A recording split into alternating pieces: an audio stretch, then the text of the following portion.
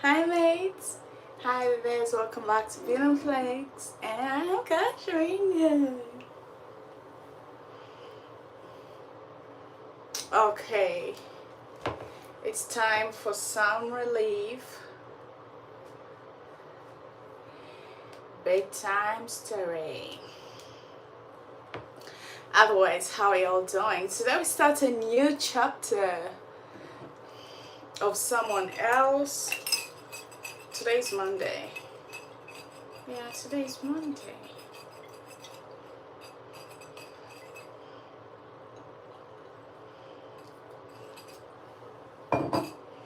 We're gonna be talking about family today too. Ooh.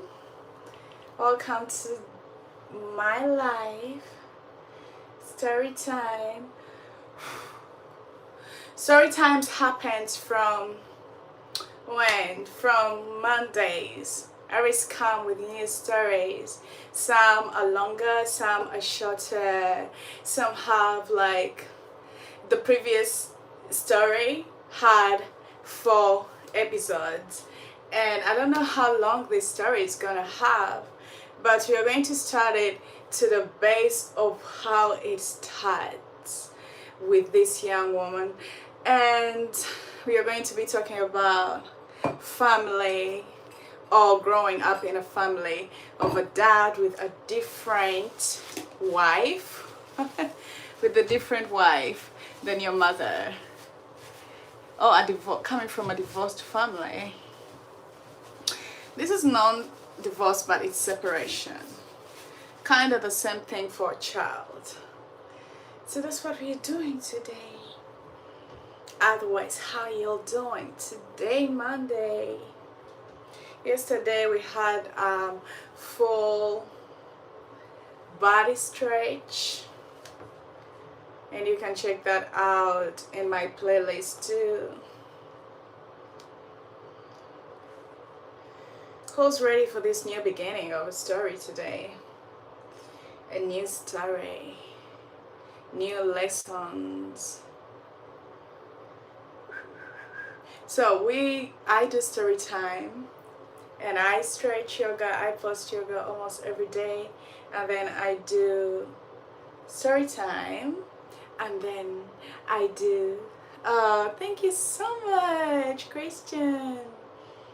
Thank you. Thank you so much. Hey, hey, hey, how we doing? Who's ready to listen today? Today's story is actually going to be so good. It's going to be talking about coming from a separated family. What did this child go through, or these children go through, because she had a sister, and she had another sister from another mother, but they all had one father. So how does this work? Anyway, I've ever talked about an extended family. So an extended family is a family that consists of like more members of the family, or maybe 2 wives, and and whatever, but one man. So that is what you're going to talk about today. Reach for the sky. Yes. How y'all doing? I'm pretty tired, and you could see it in my face. Anyway, so today's story is going to be about that. We are going to be looking at a woman, this young girl's story from her childhood, how she actually grew, and how she went through wars back in Africa. She was in a country, and all her childhood growing up, there were wars between that, but she grew up, and what happened? What happened to the family? What was the drama in the family? So today, yeah, we're going to be talking about the drama in the family, where this woman was coming from, but we are also going to be we are going to be learning too, because when I tell stories, we learn from them too. So this story is going to teach us how to treat children we find in families a right way, okay? And we are going to learn how to actually respect people people who find us in our families and take over, and how you survive them. If things like this happen, how do you survive them? Who helps you go through them? Men, this is going to awaken your eyes too. If you're a man and you've ever given birth to a child, but you're not with the biological mom of the child and you're with another woman, okay, you're also going to learn, or bringing your children in a family where you married a different woman. That's going to enlighten you, open your eyes to what you should be seeing, and not just ignore things and let, trust God for them. But you need to also stay up. So that's what we'll be talking today about. Thank you.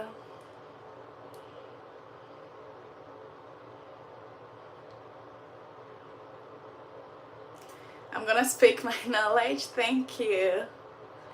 Well, I hope you'll be listening to the knowledge today in today's story. And I'm gonna be starting right now, okay? Because we started already late, and then people will be finding us in the story.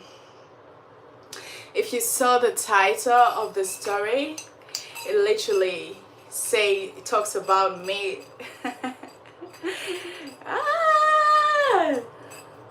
All right.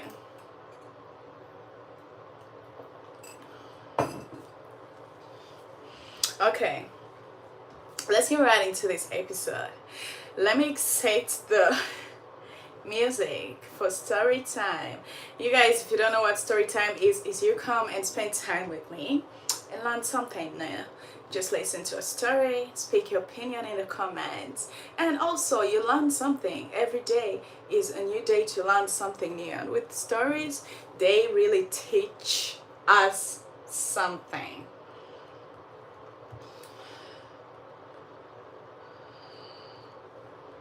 Let's see. All right, we found it. How's your night, yo? Whew. It's pretty hot in here.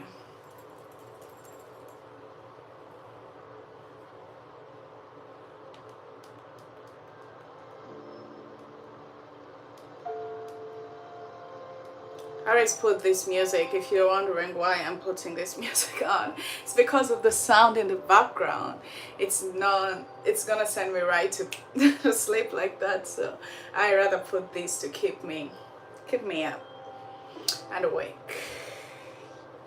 Yeah. All right, let's get started.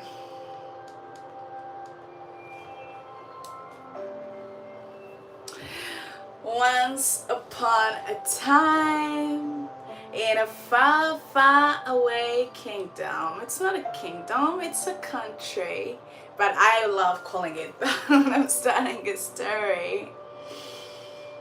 So, oh, that's sad. Okay, let's get right into this story. It's story time. So, once upon a time, in a far, far away place, back in a far away land, there lived a young girl. I'll say there lived a man, because let's start with a man. So that's when we're going to know how this young girl comes in picture. So, this man was a very, very, very drunk man. Like, he could drink himself to craziness. You know, there are people who drink and go to bed. My dad, before he got saved and he passed away, when we were still later, and even maybe before we were born, he was a drunkard. He could drink himself because where he comes from, the family could literally, when the baby is just born, they would put their finger in that alcohol that is made in the village, and they would put it on the tongue of a baby. So whether you like it or not, you grow up with that spirit of drunkenness. So he was a drunkard. So this man too, and in Africa, people drink a lot. I don't know about here. I've seen people drink, but I think they smoke a lot. Back there, so many people are drunkards, and they drink this like local, crazy kind of alcohol. So this man was a drunkard, and he lived in a village, but he was a drunkard. He could drink drink. And each time he was drunk, he could come back to his home and where his parents live, and he could start throwing stones. He goes into a corner, and this is a grown-up man. This is not a young boy, okay, who's drunk and doesn't know what they're doing. This is a man who is grown in age, but he drinks, and then he goes in a corner and he grabs stones and he starts stoning the parents' house, starts stoning at them, throwing stones and stones at the parents. And you're going to ask me, can alcohol make someone do that? Yes, because there is something behind alcohol. It's not just alcohol. So he was a drunkard, and he used to drink a lot. But then he met this woman, and they gave birth to a firstborn child, and they gave birth to a secondborn child. And that secondborn child is the story that I am telling you guys right now. Not the first child, though the children will be kind of involved in her story because they were part of her life growing up. So,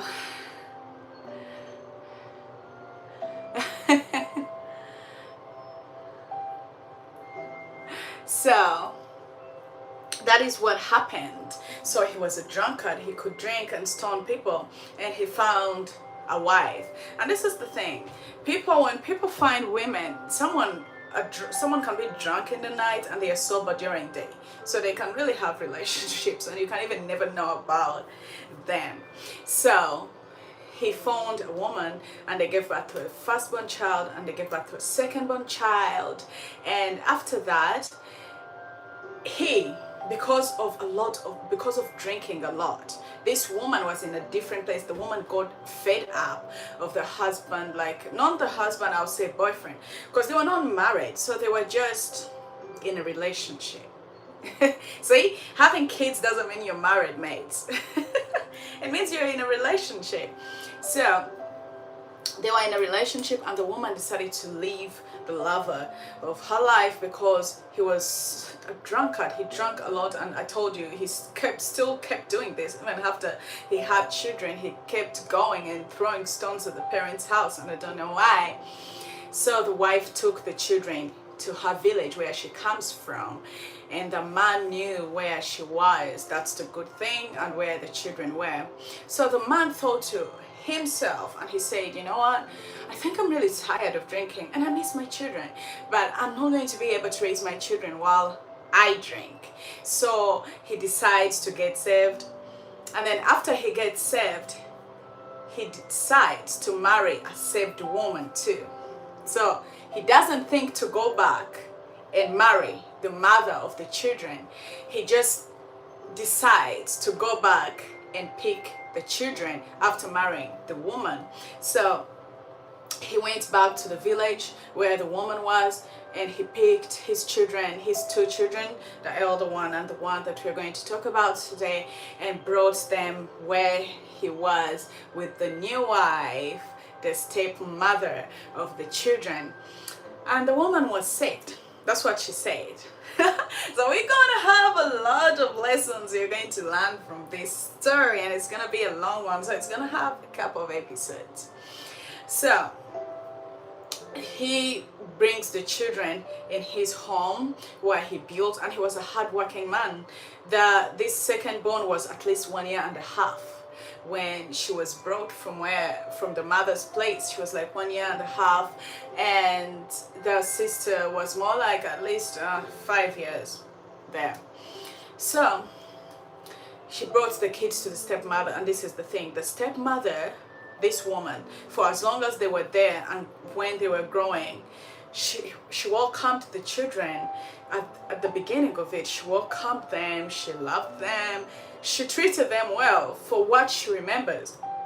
But she was not giving birth, she was barren. So because she was barren, she loved these children, right? She loved them, she took care of them and all that. But because she was so barren, this man who saved decides to go and cheat on the wife, the stepmom. He cheats on the wife, and he produces a child from the side dish. And these kids had grown a bit. So this kid was at least 8 years old. So when she was 8 years old, she could sneak and go and carry the baby of the side dish because the other woman actually loved her more than the stepmom, because the stepmom loved them at the beginning when they were still little, but then she started changing in behavior. I think because she was not giving birth, she started hating these two kids. She hated them and hated them and hated them, and as they grew, she started like denying them food and making them work so hard, like doing hard kind of stuff. So but this wife, the side dish, I'll call him side dish, she loved this kid. So each time the kid went there, and she used to cook well, so she could give this kid some food, and this girl could carry the baby for her, and then she could come back to the stepmom's house because that's where they lived with their dad. But luckily enough, God gives the stepmother a son. Woo! He gives the stepmother a what? A son after some years. So the hate actually grew to another level. You'd think now that she has, given birth, maybe something has changed. She loves them maybe now because now she knows she can give birth, or she gave birth. But she hated them even more. She hated them. She refused to give them food each time she gave them meat. People who eat meat, she could give them these parts that does not like tear. Like this part on the meat. I don't know what it's called. It's just like it's just not soft. So it's something you eat and don't feel any taste in it. It's tasteless. It's unbiteable. It doesn't. So that's what she could give them. So they didn't eat with meat. But the husband was in the house, but he didn't know that the kids were not given enough food. He didn't even know that the kids were sick, because when the kids came from their mother's place, their mother lived in the city, I think in the village city, but when the dad brought them where they were, it was a place that wasn't as clean as where they were. So they got sick, like their legs swelled up with the elder sister, and their legs were swelled up, and they had like jiggers in them. I don't know if you guys know what jiggers are, but they're very common back there in Africa. So their legs could swell up, and the woman was seeing them, but she didn't care. Okay, she sent them, go bring water, go do this, and she could give them really hard work to do. She could make her carry a heavy jerry can, and a child of 8 years old, like a well. I've talked about a well. If you go back to my playlist, I talk about my mom, the way they used to fetch water. It was similar to these people. Like the well was on a hill. It was a very long hill that they used to climb to go and bring water home. But this woman could actually give this kid a big jerry can and the younger sibling to go and bring water with that, and it could like break their necks, not like break, but you feel like tension and pain in the neck. So she got sick from the neck disease, and yet she had a skull disease too, but her neck started hurting her, and it actually resolved, I think she says, when she grew up. But when she was young, it used to hurt, and it never stopped because she kept bringing water. Okay, so she kept doing work. It's not that, okay, I'll have a break tomorrow and I'll allow my neck to heal. No. But mothers, this is the question. You have given birth to, and you're mistreating someone's children. So let this be a lesson to women out there as we go through this story, because it's going to go to a higher level. We are going to be talking about so many things, like a lot of things that happen in this girl's life, and you're going to learn so many things and what happens to you and your children if you do things like this. But we don't know what happens. We don't know what happens anyway. So the woman continued mistreating them, but she could go. So but she had a woman that they used to call grandma, who used to come home. She was their grandmother. So their grandmother came and visited them, to visit the son and the grandchildren in the son's house, and she found the kid's legs swelled up. But the woman is seeing the kid's legs swell up, but really doesn't care, right? Because they're not her children. So she says, oh my God, these kids are sick. Their legs are swelled up. But who can't notice legs that are swelled up? If this woman who came just one time noticed that their legs had swelled up. So she said, oh my God, I don't know. How did they swell up? These kids are so stupid. They don't talk. Really? They didn't talk. I mean, they didn't talk, but this woman saw it. That means you just totally ignored it. But anyway, you know, people with their behavior and attitude, they know how to cover up for their, you know, mistakes. So she was like, they didn't tell me. I'm so sorry. So they called, she says that they called butter, and they placed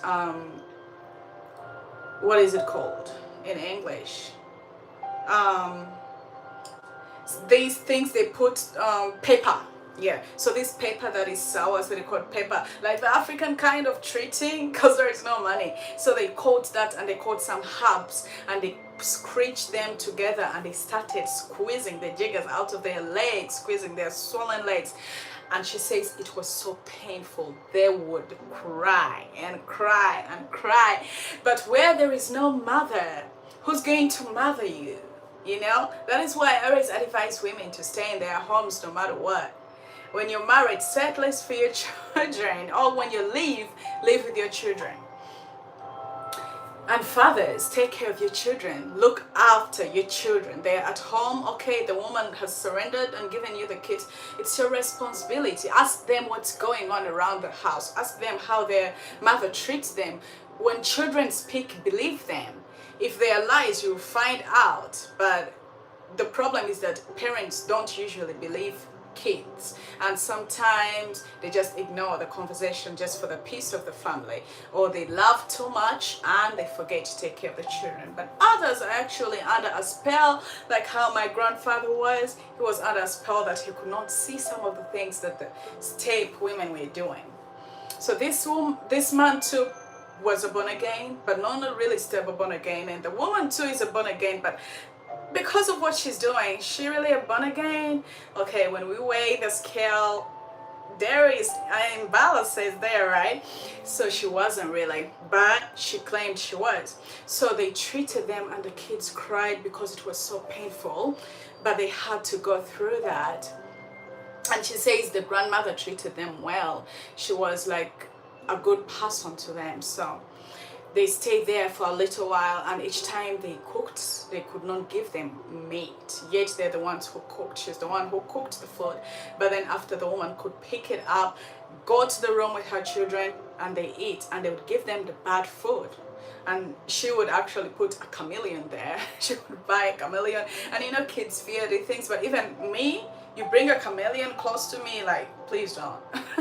So she would put a chameleon next to them and be like, if you don't eat, I'm going to throw this thing to you. So they would be forced to eat bad food, like you want to throw up when you're eating it, but when you don't eat it and finish it, there is a chameleon for you on the side. That kind of heart, mates, please. You need to stop, mates. So anyway, they grew up like that. That was their lifestyle. And one time they decided, because they were tired of eating that kind of meat that has no taste, and it's, you know, like a rope. It doesn't break. So they decided, because they saw people digging and harvesting, so they went and stole some meat. I think they harvested and they were given this meat, and they said, we are going to harvest our own meat. So they didn't know that meat is actually bought from meat, like from cows, goats. They thought you harvest the meat like how you harvest cassava, maize, and things like that. So they went and dug down, and they placed the meat under, and they covered it to wait for the meat to grow, so that they enjoy their meat, their own meat that is sweet. And this is what happened. When they went to check on the meat, they found when the meat is being eaten by ants. So they had like eaten the entire meat, and they were all around it, so it was all gone, and they had to stick to what they were given. So they said, okay, this is what we have for now. And they are growing slowly, but she's at least like 9 years old. And then she starts going to school. Her dad starts taking them to school, and she says that when they started going to school like that slowly, things started to change too, because life was hard. It was hard to move from their place to go to school because the whole road was so slippery and full of mud.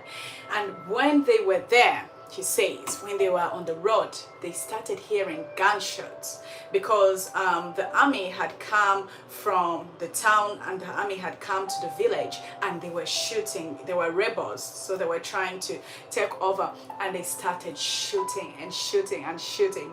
And she says for her, each time she had gunshots, she would run without looking behind. She would run screaming without knowing where she's going, like just taking off, not like hiding or doing, like she doesn't know what could come over her, but she could just like take off and run without looking behind.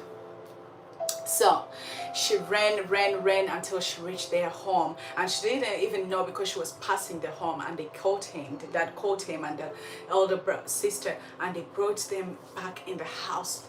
It was like, keep it down, keep it down, keep it down. And they had gunshots go all around.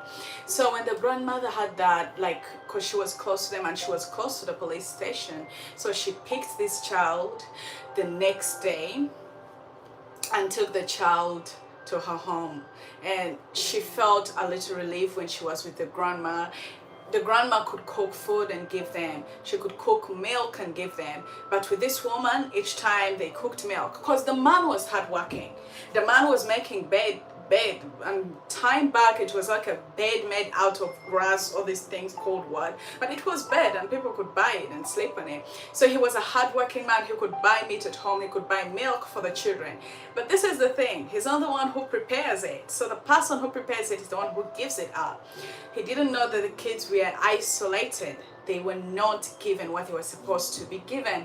So the woman could cook milk and remove the good milk and put it in the cup and give to the children that she just bought. And to them, she would add water, like lots of water in this like fog, this, how do I call it, the cream that has remained in the saucepan. She would put a lot of water and give them tea to take. But when she went to the grandmother's place, it was different. The grandmother bought milk in a container. I don't know how they're called, the milk, mostly the milk they buy, I think, for kids and all that. And she could give her milk. So life at the grandmother's place was different. The grandmother was a daughter of a chief. So the grandmother actually taught them how to behave. She says that she learned from her grandmothers how to talk, how to sit as a woman. You'd think in the village it's not like that, but this woman had class, you know. She taught her to be classy. She taught her how to eat. When you're serving dishes, like when you're serving sauce, you don't have to serve a lot of sauce that when someone is eating it's sprouting all over the place. You have to put like little sauce in it. So she taught them those behaviors. She could watch you how you're eating, and she tells you, slow down, no one is chasing you, the food yours, slow down, eat slow. You see, these are the things we need to be teaching our children. These are the things we need to be telling our kids. But this grandma did a good job. So at least there was someone who put a good seed in this child. So the grandma was good and was taking care of them, and she could also call their names out if she saw you like doing anything unclassy. She'd be like, you unclassy child, why would you do that? You know, something like that. So she was like that kind of person, but she loved them. She gave them what to eat and what to drink. But she was not the final place. The dad could always pick her up, and this is what happened actually. One night as they were sleeping, the soldiers came and started shooting at the police station that was close to their house, because their grandma was close to the police station. And then she had a child who was in the USA, and he had built houses in the city. So the grandma told them to run with them and take them to the city with them. But the father said, no, my child is going to stay with me and all that. So the grandma escaped that and went to the city, and she remained with the dad and the stepmother and the rest of her children.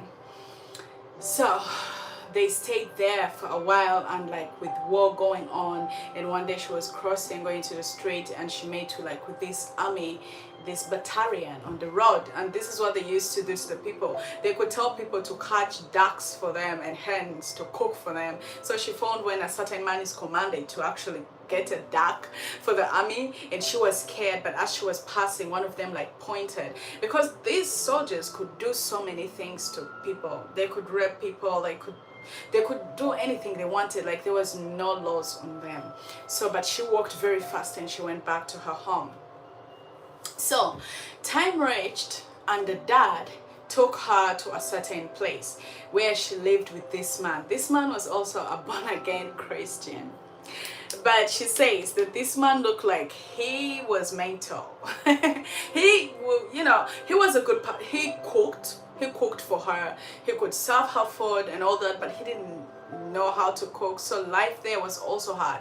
So she was shifted in so many hands, this time at the stepmother's place, and then she's like at the grandmother's place, and then she's this way. That unsettlement of children.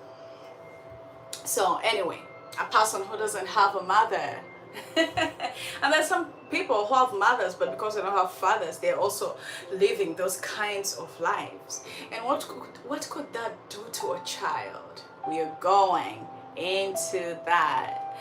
How are we feeling so far? Are you guys paying attention?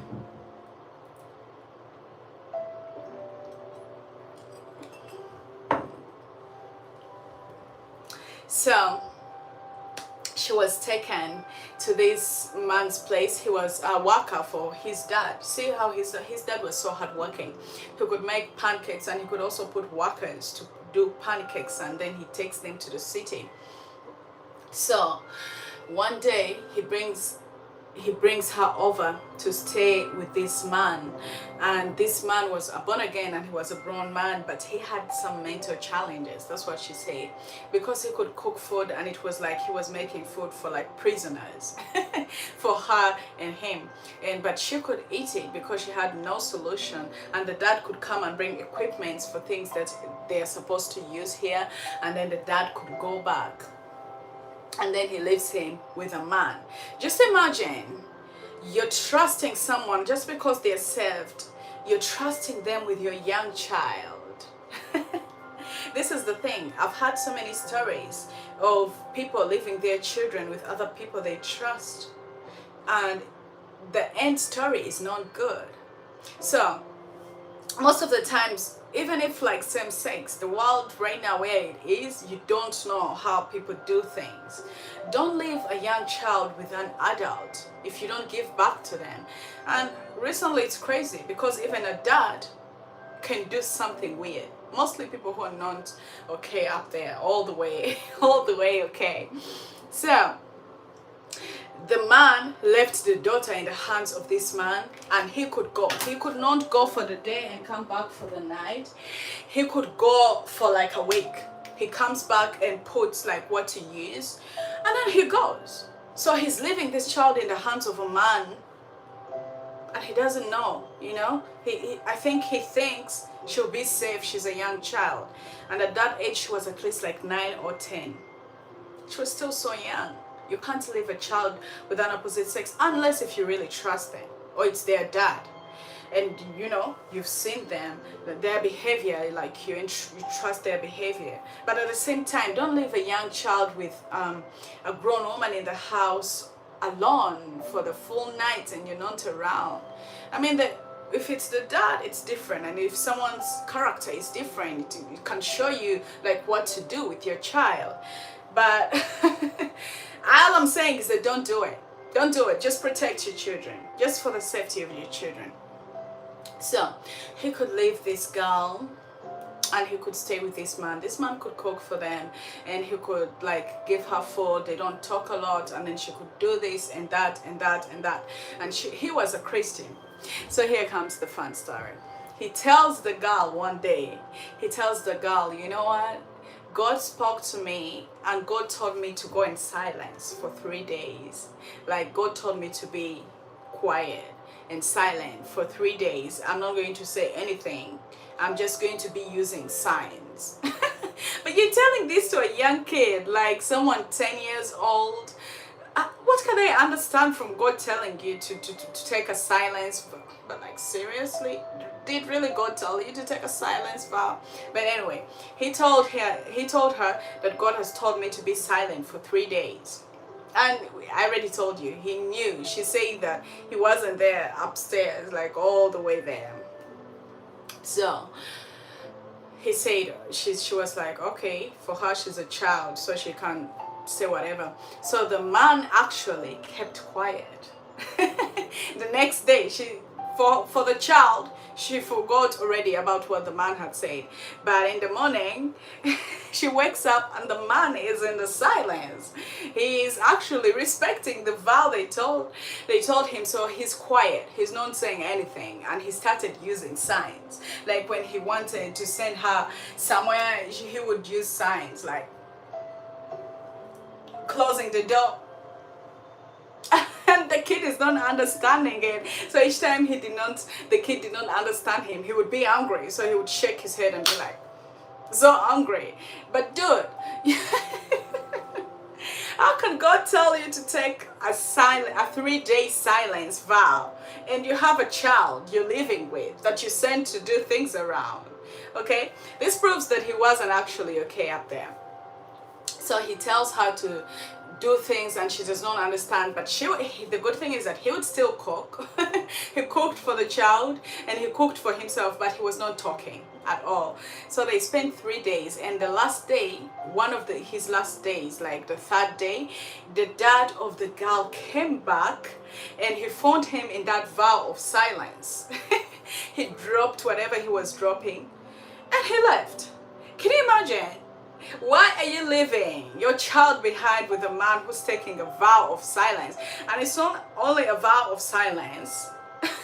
You see, this person is not okay all the way up there. That's why, mothers, you have to do a lot.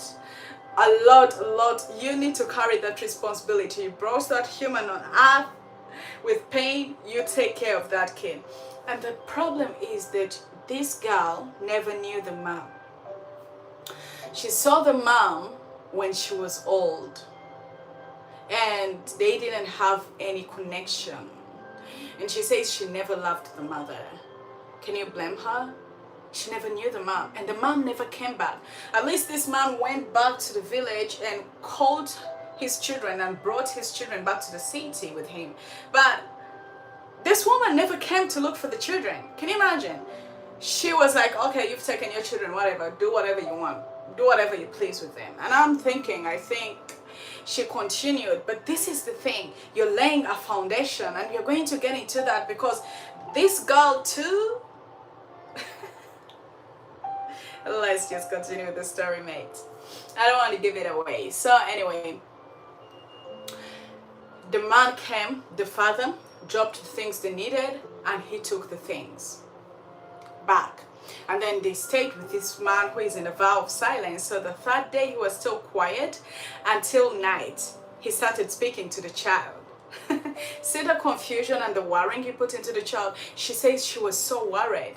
But why would you make a child who's 10 years old start worrying? But her worry started so young when she was still with the stepmom. But these are all encounters of worrying. So you're putting a seed of fear in the child, a seed of worrying in the child. And these things affect these kids when they grow up. They don't just stay with them. The anxieties and insecurities that they grow with, they take with them when they grow, and where they go and whom they meet. So this is a foundation you're laying that is going to actually be a generational kind of thing. So the dad left, the man started speaking and gave the kid food, and then they went to bed. So she was staying in a room where the dad left her, and then this man, they're in the same house. This man was also sleeping in a different room. And then in the night, the man comes in her room. This prophet, the one they told to be silent for 3 days, comes in the girl's room, and he calls the child and he says, hey, come and sleep over this side. I've prepared a bed for you. And as a child, children are innocent. She doesn't know. She's like, okay. So she wakes up and then she goes and sleeps next to this man. And this man also sleeps next to the child, and they sleep. So she says in the middle of the night when she was sleeping, this man used to tie his trouser with a rope of his bike. Do you know the ropes on the bike? What are they called? I don't know how these things are called. Those ropes on a bicycle. Yeah, so he could cut one of it like in the middle, and then he could use it as a belt because he didn't have money. He was a poor man, so he used that rope in his trouser. So when they were sleeping, and even if you're little, like if God has a purpose for you, you never like go like that. So as she was sleeping, me personally, like where I grew up from, those things used to happen to us so much, and you escape like that. But where do you put the blame?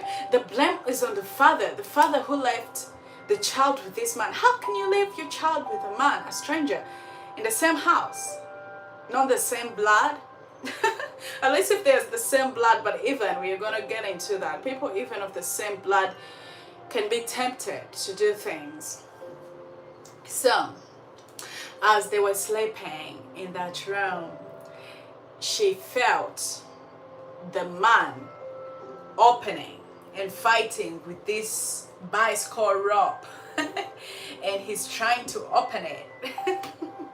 But men, please keep your pants closed. Stop looking at people's children like that. Keep your pants locked. I always say, like, keep your pants with a padlock on, and if anything, throw the kids away. When the time is right, go pick them up where you threw them. But right now, you need to chill.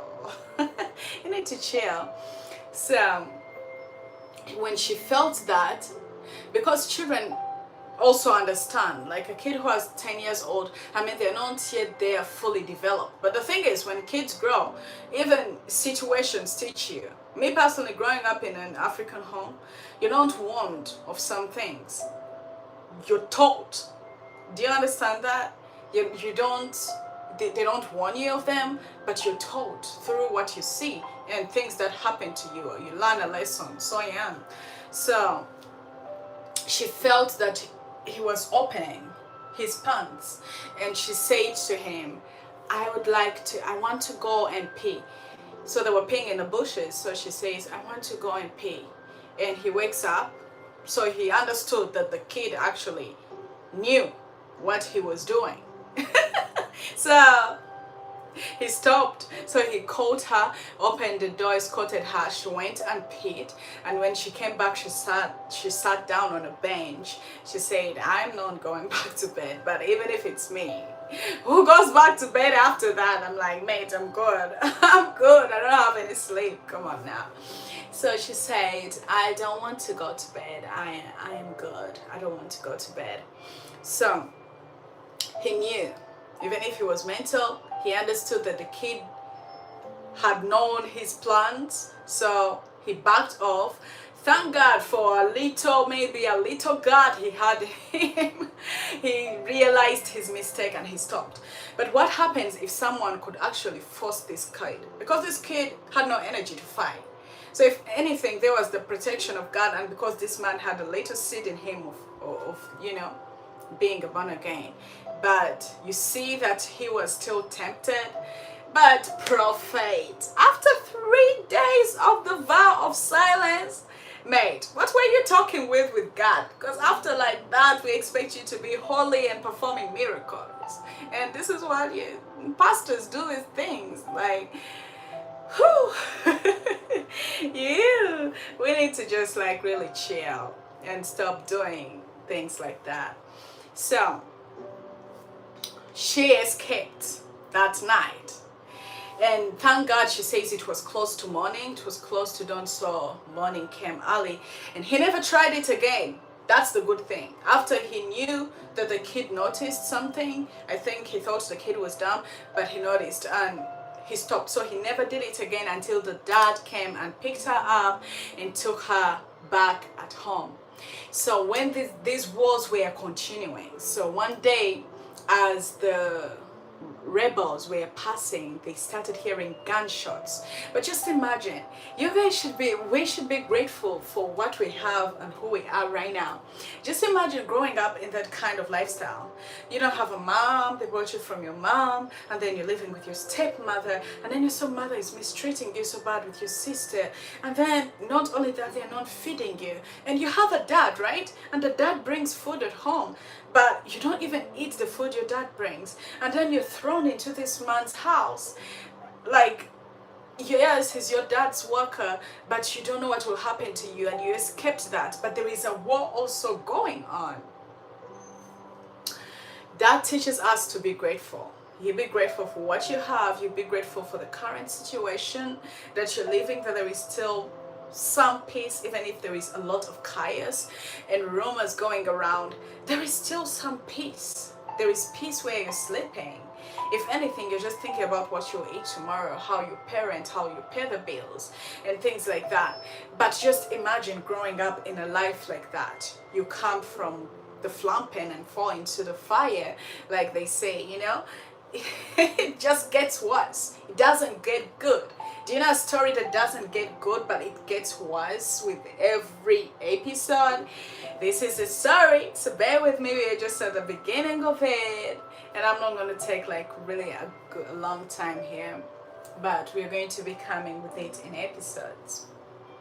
So she comes back, the dad picks her up and brings her back to their house, and as they were in the house, they started hearing gunshots.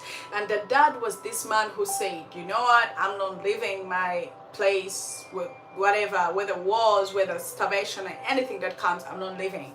Like, he built a house, so he doesn't want to go anywhere. This is where they're living with the family. So he could have gone to the city with the grandma, like, though there were wars there too, but it was worse in these districts because there was no army protection. So the rebels had more power. But anyway, as they started shooting at them, they were hiding.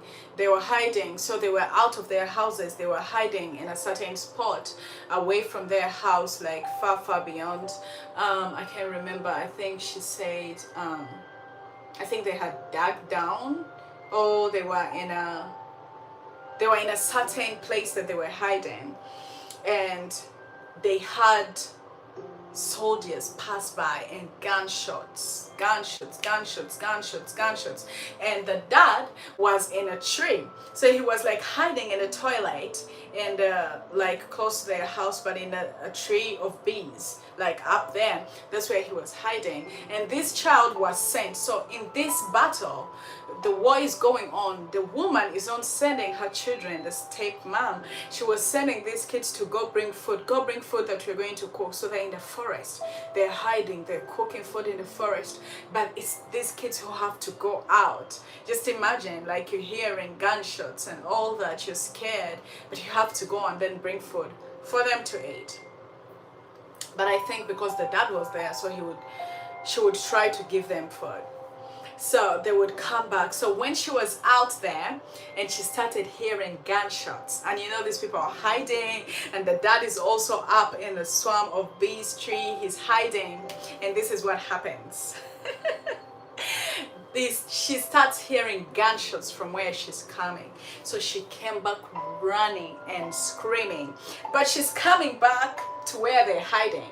Just imagine someone coming, running, screaming to you guys like you're hiding away from the soldiers. They're not seeing you and they're shooting, but this girl is running from where whatever is taking place, and she's coming right back to them. But would you blame her? She was still young, but then she was like 14 years old. She was young, she's scared. So she came screaming, there he is, catch him, and that's all she was saying. You know, she was screaming, there he is, catch him. And she's running, coming towards them while screaming. So the dad fell from the tree and held her from the ground and said, shh, shh, shh, be quiet. Be quiet, be quiet, be calm. You're going to bring them here. So she kept quiet. She came down. And the dad knew that this kid is going to bring them problems one day, because she's not a silent runner. She's a loud runner who's speaking, who's screaming. So he could bring a danger to them where they're hiding. So he finally decided for them to move and go to another place. But before that happens, the stepmom was telling the whole village, because the dad could buy some things and give them. The stepmom was telling people where they were staying that she finds her underwears on the daddy's bed. Can you imagine that? And that could make her cry. So she was accusing her of loving her father, or of having sexual relations with the father. And that hurt her, like it broke her to pieces. But this woman really was just looking for anything to accuse these kids. So that new place where they were, she was still saying these things, that she finds her underwears on the father's bed, and then the girl could cry, because like if someone accuses you of like having sex with your dad, it's so painful, right? But women, why do you do things like that? You find kids in your husband's plate. You saw a man, the man told you the truth that, you know what, I have kids I gave birth to before I met you. You get married to this man really knowing that, okay, he's not alone, he has kids, and then you come in and really start treating kids like that. How can you accuse a child to love their own father? Huh? People, let's just become better people, if I can say this. Let's just become better. Let's treat others with kindness. Let's treat these kids we find with their fathers with kindness. Let's not treat them indifferent. Let's not, do things. Let's not put our anger on these kids, and then you treat your kids differently, because there is something that you're raising in this child that you don't know. You're raising anger in this child. The lady that I was telling you about from the previous story, why God met her, God met her when she was still so young. But she says when she grew up in a family where there were many, an extended family. It's pretty common in times back. I think people these days have actually made it a little bit better, like they stick to one wife. But some time back it was like so common, and they wouldn't blame the man. Like people would just get married. Even right now, it's still there. So she hated how these people treated her. She hated them so much. But because of how they treated her, she developed anger, and she developed that heart of murder. Do you see that? Most of these murderers, people who murder others, they have the root of their problem. They have the root of their anger. And because they couldn't do it to the people who hurt them, they do it to the weak or the people they find. So she had promised herself that she's going to learn how to kill.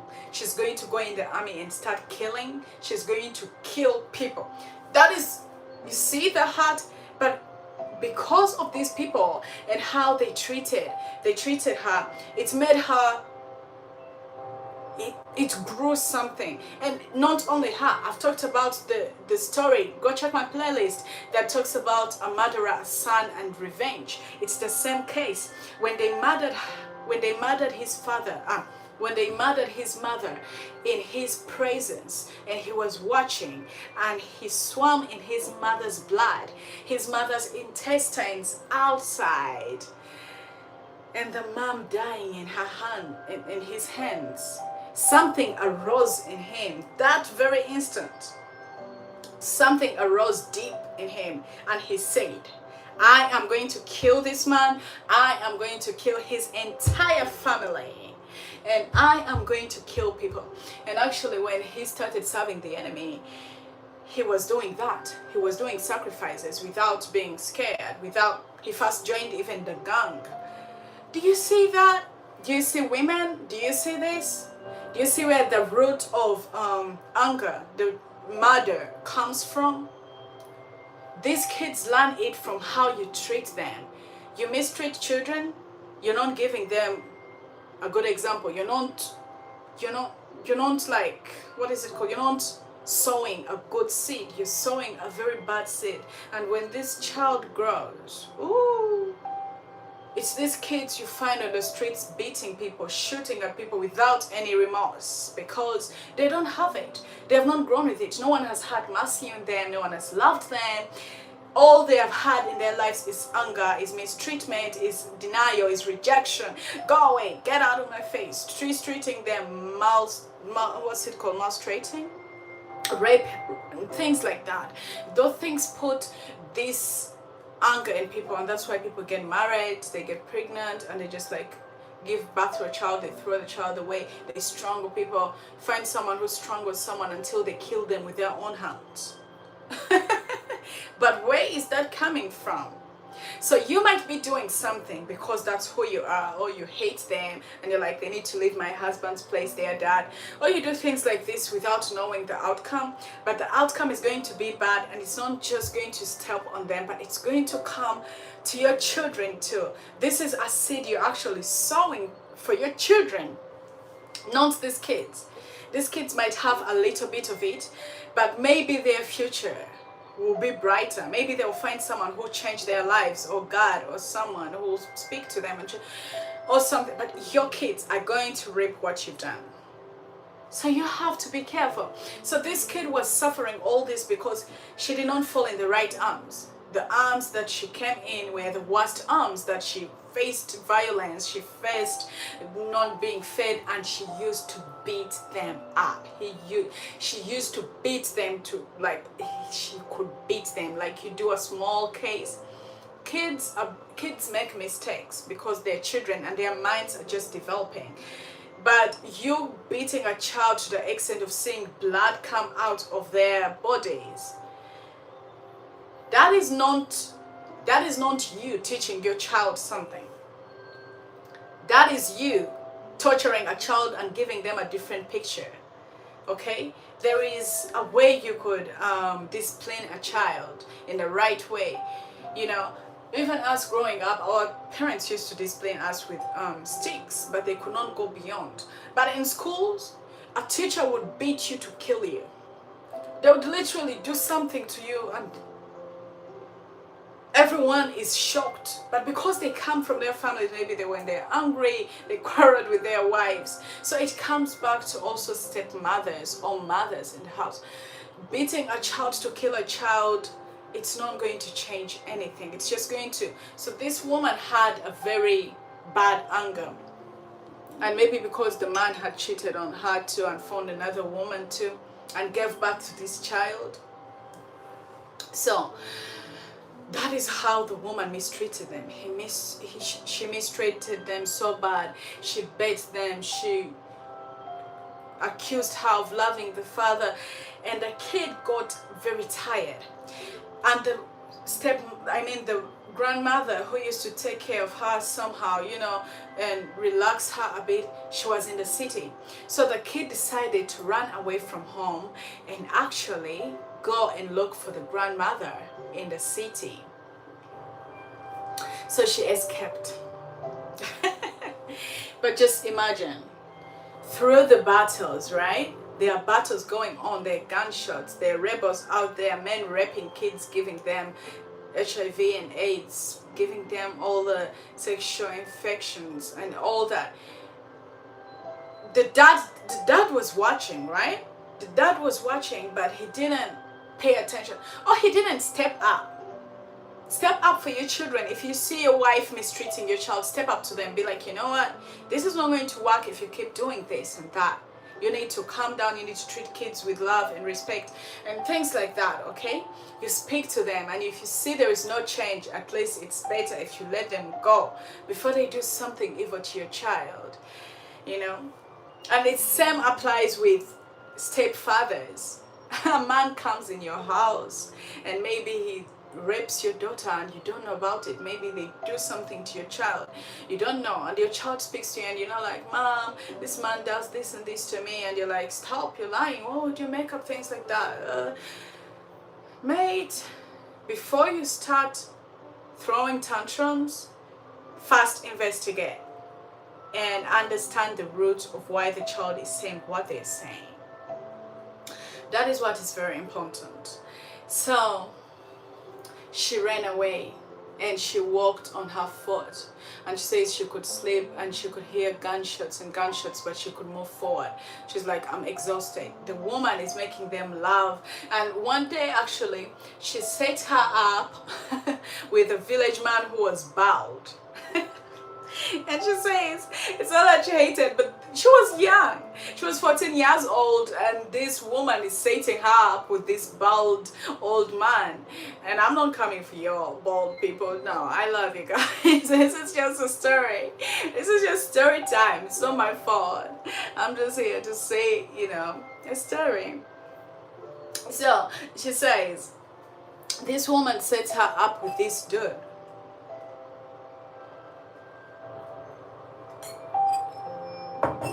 And this dude, he was dealing in witchcraft too. He was like a witch kind of doctor, herbalist.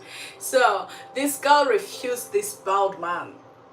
And she said, you know what, I am not going to get married to this bald man. Like, no. So when she refused, the man used witchcraft on this young girl. So he sent the spirit of pimples.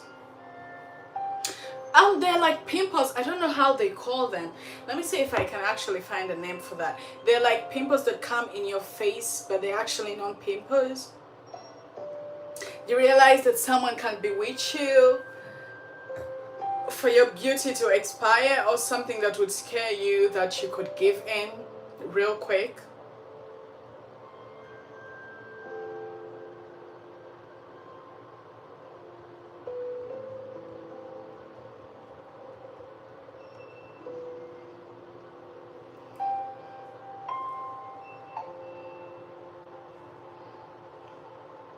Yeah, so there are those that are just like that need medical whatever it is. So they're called molluscum contagiosum. What the hell is that? It's called molluscum contagiosum. I'm not a doctor, y'all, but whatever, that is the name of it. But like they come in your face and there's so many and they're huge, so they're bigger than pimples. They're like that. So the man sends that spirit to this kid. That's why not everything that comes to you needs medical treatment. Because I've had another story of a woman. She refused to serve with these demons that she was serving with, and that day she refused. She decided she wanted to go on her own, to do this on her own. So she didn't want to include the witch and the other people that were involved, and they sent her a spirit of pimples. She had no pimple in her face. When it came to morning, her entire face was filled with big pimples, not just like small ones that you can cover up with makeup. Like they had filled the whole face, and they were this huge. And she was scared, so she ran back to the witch, and he said, yeah, you have to go with them. If you're going with them, that is going to heal within a few days. So you understand that some kind of diseases are not all sicknesses need medical treatment. Mostly if you go to the hospital and the doctors say we can't see anything, we don't see anything. They check your entire system, everything. I'm saying, like, if they've really checked everything and they don't see anything, but it's visible, you can see it, you don't feel great or something like that, you have to pray, because maybe there is a spirit behind that. Maybe there is a man you rejected. Hi, you guys. I'll tell you about a story of this beautiful girl who denied a builder. That will also be another story time after this lady's story, and you guys will enjoy it, because that story teaches a lot about girls, like if you don't like someone, at least just don't say anything and pass and go mind your business. But when you stand and start insulting them and calling them names and things like that, it could actually go a different direction because you're exchanging something with them. So this girl runs away from home to go look for the grandmother, and luckily enough she finds herself in the grandmother's place, like where they were. She kept asking and walking, and she found the grandmother. And when the father was asking around and called the grandmother said, this poor girl came to me and I knew that she had actually run away from home. So the father spoke to her and said, if I come and pick you up, will you be willing to come back home to me? And she said, yeah, I'll be willing to come back home. So, but she wasn't happy, of course. She didn't want to, but she could not refuse. That's the thing. But she knew that when she comes back, it's going to be fire. It's going to be worse, because it was not okay in their home. And time reached and they brought this woman that was the side dish at the beginning of the story.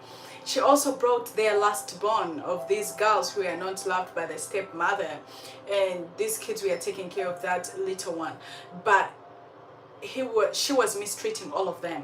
So this stepmom had planned something before for the elder sister. So she planned a man for the elder sister, and the elder sister was forced into marriage like that at a young age. So she wanted to do the same thing with this one, so that she also leaves.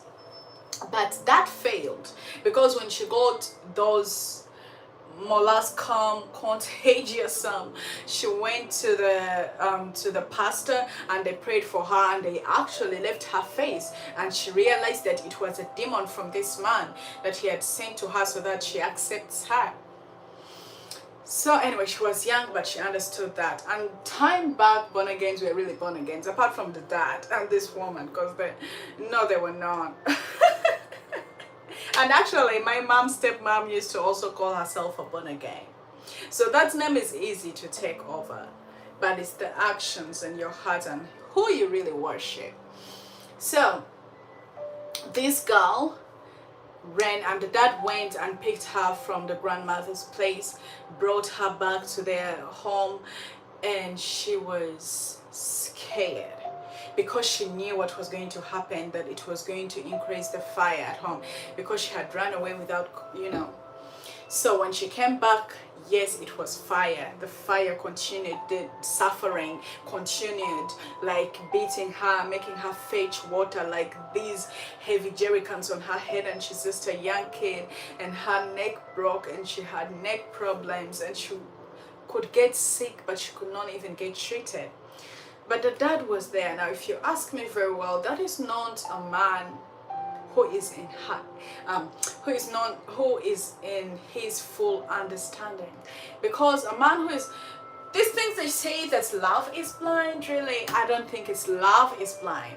These people do things to these people, and sometimes they don't do things to people, people just decide to reject, and like, just idiots also. I'm sorry to say that, but do not allow someone to do that to you, to kill a relationship with your children, to destroy a relationship that you have with your children for the rest of your life. People have done that for a long time. They have stolen that from so many families, and that's what the enemy wants anyway. So this girl comes back home and she's scared. So when she comes back home, the stepmom tells the dad that this girl, so it was one time when she went out, and she was 14 years old. She went out and she met this man, but because of these so many sufferings, these kids are exposed to, they're not protected.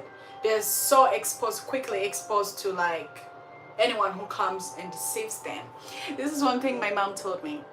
She said, I'll tell my children I love them and they're beautiful every single day. Men, do that to your daughters. Tell them how beautiful they are, okay? So you're a beautiful child. Look at how beautiful you are. Play around with them.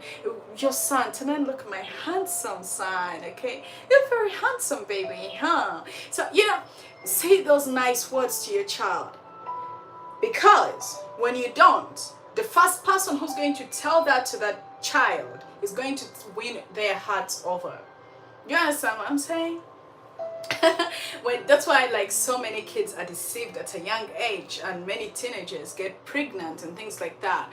Why is that? Because they're not getting enough love at home, so they look for that love outside. So if a scammer, these boys who are scammers come around and say, hey beautiful, oh look at that bad, oh look at those, so they be like, oh, they so loving, shining away, and before you know it, evidence comes out.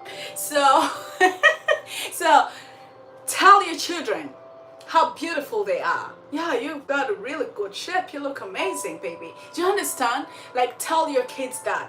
Let them grow knowing I am beautiful. So that when this boy tells them, oh, you're gorgeous, you're like, thank you. That's all they can stop on, because they know who they are. Not telling them and then they feel butterflies and then they feel electric shocks going through their entire body and they start shaking. Oh, told me I'm beautiful. They go to bed thinking about that. Oh, he told me I have a sweet face. Oh, he told me I'm so beautiful. They go to the mirror when they're eating. That's what they're thinking about. When they're sleeping, that's what they're thinking about. Before you know it, evidence comes out, okay? So, and then you start beating these kids, but you didn't do a good job. You didn't, like, you don't even tell your wife you love them. So how will you even tell your kids you love them? Like, in the beginning it was fun. You told them you love them. Like, the first time you met, you couldn't take your eyes off them. But now that you've been with them for a year or two, you look at them like they're trash. You don't even tell them how beautiful they are. Even if you find your wife putting makeup on, you don't appreciate that. They've wore something sexy in the house, you don't appreciate that.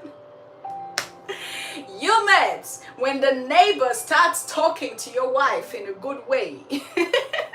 You're gonna wake up in your 5 kids, you have only 2 that belong to you and the rest are for your neighbor. You just look at your kids and someone says, this looks like John's face, and you're like, oh, John, my best friend? Really? Because you're not doing your job. You're not doing your part, so someone else is doing that for you. Those small words, someone say that those small things that you do, they show what is inside your heart. Stop being lazy in your marriages. Stop being lazy on your children. Stop being lazy, okay? Things concerning love and protection. Protect what belongs to you. Protect that gift. Look at them the way you looked at them on day one. Look good like you looked when you were in a relationship. Take care of yourself. Take baths. Still perfume yourself. Even if you have 2 kids. Look good. Look good. So that when your husband goes out there, they see other women and they come back home and be like, I've got a wife too. Okay? So, to your kids too, do the same thing. Love your children. Tell them how beautiful they are. Tell them how loved they are. Show them that. So with those words, you don't know how much protection you're putting on your children. Those words are protection for them not to be devoured by lions out there rolling. Okay? They're there. If you don't do that, there is someone who's going to do that job for you. And luckily enough, if they're good people, maybe. But if they end up in the hands of bad people who are just scamming them and they're looking for something, that is why the things have happened in the world in a different now. So stop being lazy around your kids. You see a bruise on your child and you're like, what happened? What happened? The kid is crying and is not saying. You see a bruise on your child, be rough. What happened? Who hurt you? Go talk to them. Whether it's school, whether it's what, stop being lazy with your children, with your families, with your wives. It's time to step up. That's what I'm saying. It's time to step up and we actually do better. So, this little girl, because this man came in, she got pregnant at 14 years of age. And her suffering was just starting. Her suffering was just starting. She got pregnant. And the stepmother knew it was around 2 weeks. The stepmother told the father and said, your daughter is pregnant. So that is where we are going to stop today. That's where we're stopping tonight, and then tomorrow we'll bring the rest of her story. While she's pregnant, what happened? What did the father do to this daughter when he found out that the daughter was pregnant? What happened? So that's gonna be next week. But anyway, I can stay around for just 8 more minutes. Tell me what you thought about today's story. If you stayed up, if you came in the middle, if you came in late. We're always here. I am always here to tell you bedtime stories that we learn from. We learn from them every single day. They teach us how to behave, how to do better, how to feel better, how to laugh better. They help us understand that we are not going through this all alone, but there are people who have gone through actually worse than what we've been through. And that puts us in a gratitude moment. So that is why story time is here. I come, I tell you stories, I relate to them. So tell me what you thought about today's story. Did you enjoy it? Are you actually curious about what happens to this girl who gets pregnant at 14 years of age in a very strict home and suffering home? What happens? What goes beyond that? Talk to me in the comments before I go. I needed water.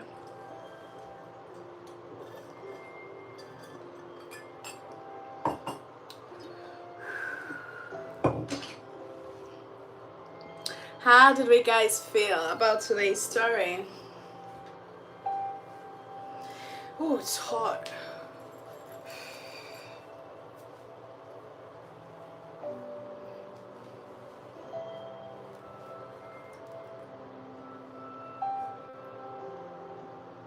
I need some comments. Talk to me. Do you guys have some questions?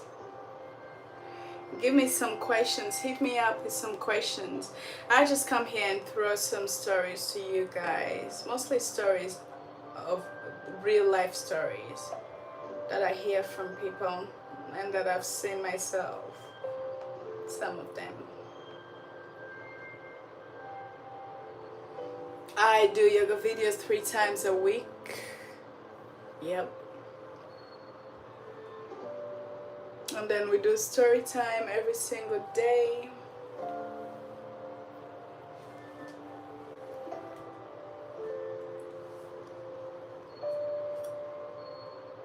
Oh, thank you so much, Jamie. Did you learn something? Do you want to share something? I love when you guys share to me. Whew.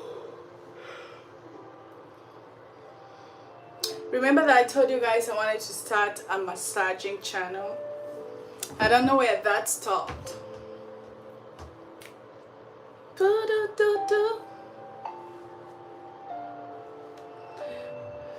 I haven't found the right time for it.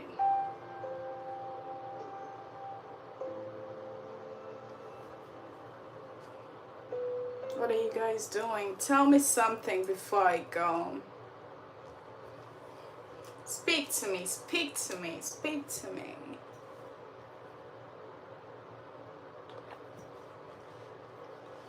Not everybody that smiles loves you.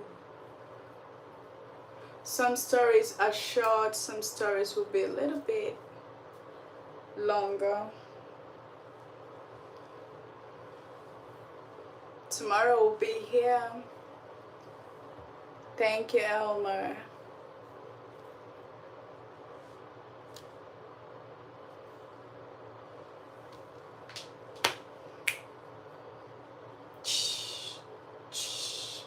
Do you guys go stretch with me? I've started posting member videos. It's time for some Q&As. Hit me with some questions. Hit me with questions. Before I go.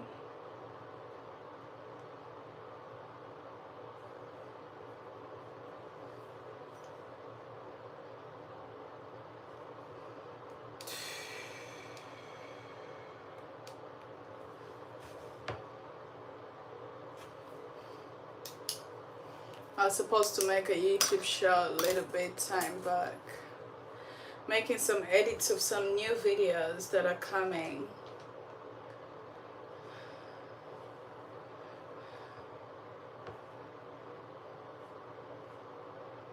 I've been a little bit sick too, so I'm not working out that good. But at least I'm stretching with you guys. Yesterday we did a very, very, very beautiful live. It's one of my favorite lives. It was so relaxing. Yesterday I went to bed like a baby. Like a baby. What are you guys doing?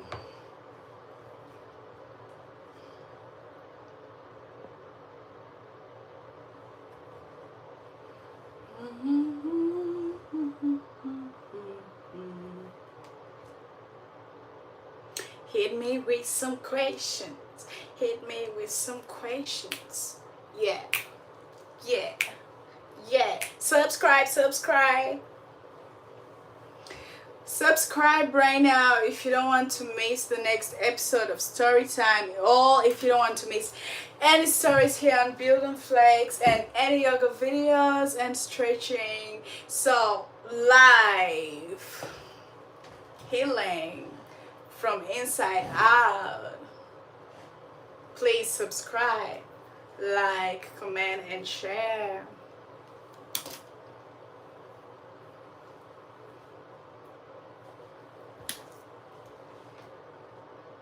Hi. We on Q's and A's. Hit me with some questions. I need some questions. I need to answer some questions here.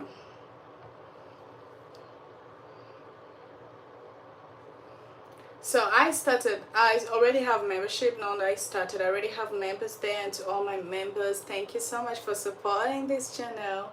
But I've started posting stretches for members. I'm starting off thinking at least posting twice a week for members. So I'm thinking about that.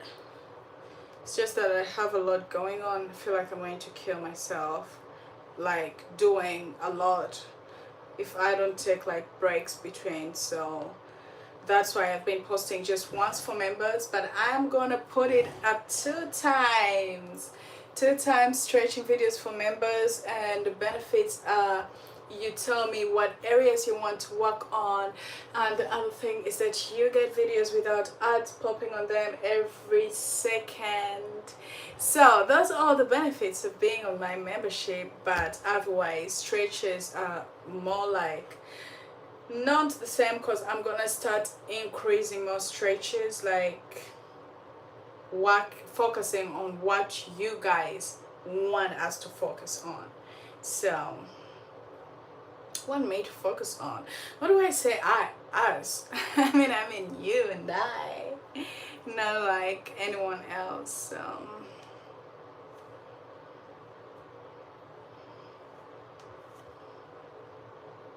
You and I.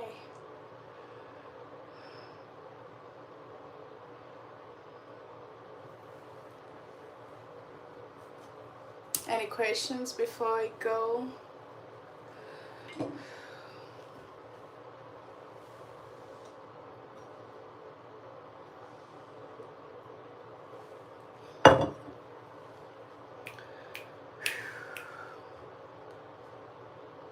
I drink a lot of water. You guys need to be drinking water. You just chug the water down. It's gonna help a lot with hydration.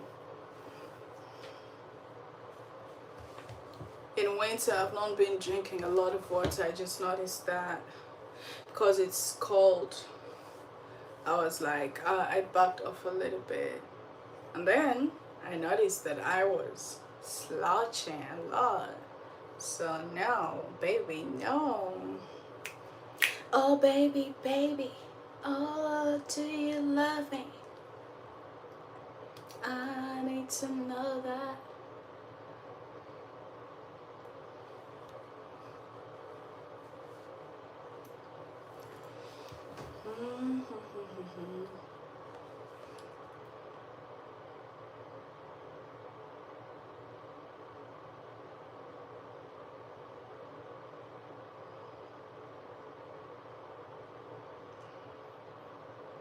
make my day.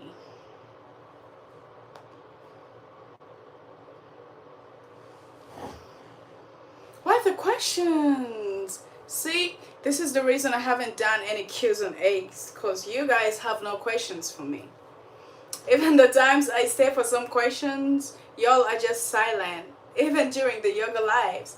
That is why I haven't found energy to do any Q's and A lives, because who's gonna ask me questions? You need to show me that you're interested, and maybe we can bring that live up pretty soon.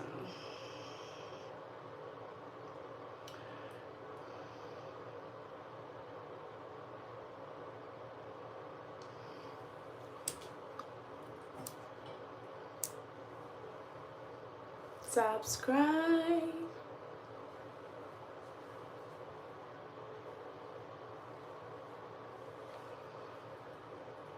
What do you guys do mostly on Mondays? Mondays are so slow. Like so slow. It's not even funny. I mean, today was a good day, but with a good weather, but it still went on so slow. Like you're tired.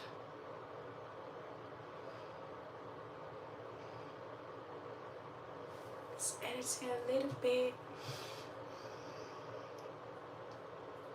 Alright mates, have a wonderful rest of the night, and I'll see you tomorrow for the next part. That's if you comment down in this post that you want a second part. Even if you don't want it, it's okay. I am still going to bring story time. So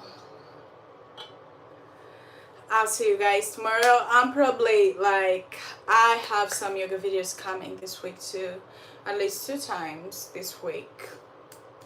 Or 3 times. 2 times or 3 times. Because Saturdays are for membership. I strictly post for membership. And then Sundays are for lives. 1 hour of stretching here at Build and Flex. Increasing our flexibility, mobility, strength. And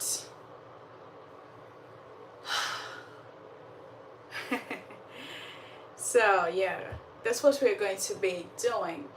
That I already have some yoga videos coming for the girls, so be prepared to stretch and to work before summer so you can do those splits on the beach, huh?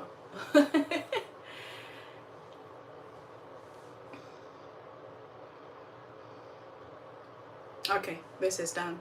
Alright guys, I'll see you tomorrow. I love you guys a lot. Please subscribe, like, comment and share, and I'll see you guys in the next episode. Have a wonderful rest of the night. If you enjoyed this if you enjoyed this live, please leave a like, leave a comment, share to your friends to hear these stories, to encourage them and to show them that they're actually not going through too much, that people are going through a lot, and maybe something that can empower them if they're going through the same thing. So you do that, that also helps. And I love you guys a lot. Have a wonderful rest of the night. Bye.